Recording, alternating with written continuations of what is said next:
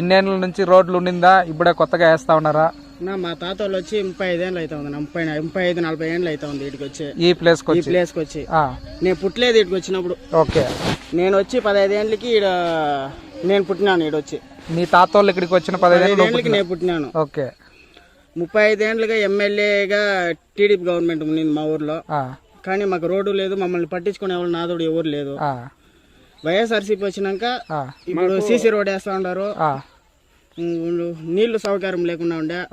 Yeah government అడిగినా ఆ గుట్టుకి ఎవరు వేస్తారులే, ఆ గుట్టుకి ఎవరు వేసేకి అయ్యలేదు, మీరెవరు మాకు మమ్మల్ని పట్టించుకునేది అనేసి గమనైపోయినారు. మేము ఈసారి 5 ఏళ్ళకు ముందు వైఎస్ఆర్సీపీకి ఓటేసి వైఎస్ఆర్సీపీని గెలిపించుకున్నాము. మాకు ఇప్పుడు రోడ్డు వేస్తా ఉన్నారు, కంప్లీట్ చేయాలి. చూడండి కంప్లీట్ చేసిన చాలా దూరం రోడ్ వేసినారు. నీళ్ళ సౌకర్యము 3.5-4 ఏళ్ళకు ముందునే వచ్చేసింది మాకు. మొత్తము ఈ ప్రభుత్వం వచ్చినాక మాకు రోడ్లు అంతా మారిపోయింది. దానికి ముందు మేము ఏమన్నా టీడీపీ వాళ్ళని అడిగకపోతే మీ ఆ గుట్లో ఉండారు, మిమ్మల్ని ఎవరు పట్టించుకోకుండా ఉండ్రి.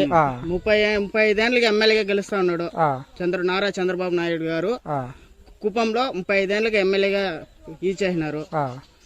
కానీ మాకు భరత్ అన్ని ఈసారి గెలిపించి మాకు అన్ని సపోర్ట్ గా, గెలిపికి ముందునే ఇన్ని సపోర్ట్ చేస్తాను, గెలిపిస్తే ఇంకా బాగా సపోర్ట్ చేస్తారనేసి మేము కోరుకుంటున్నాం. ఈసారి వైఎస్ జగన్మోహన్ రెడ్డిని గెలిపిస్తాము, కుప్పంలో ఎమ్మెల్యేగా భరత్ అని గెలిపిస్తాము అనుకుని మా వాళ్ళంతా ఫుల్ గా క్లారిటీగా ఉన్నారు, పక్కా క్లారిటీగా ఉన్నారు. సో మీరేమంటున్నారంటే ఒక ఎమ్మెల్యేగా కాకుండానే భరత్ అనే వ్యక్తి ఇన్ని మంచి పనులు చేస్తా ఉన్నారు కాబట్టి గెలిపిస్తే ఇంకా ఎన్ని మంచి పనులు చేస్తారు. ఓకే.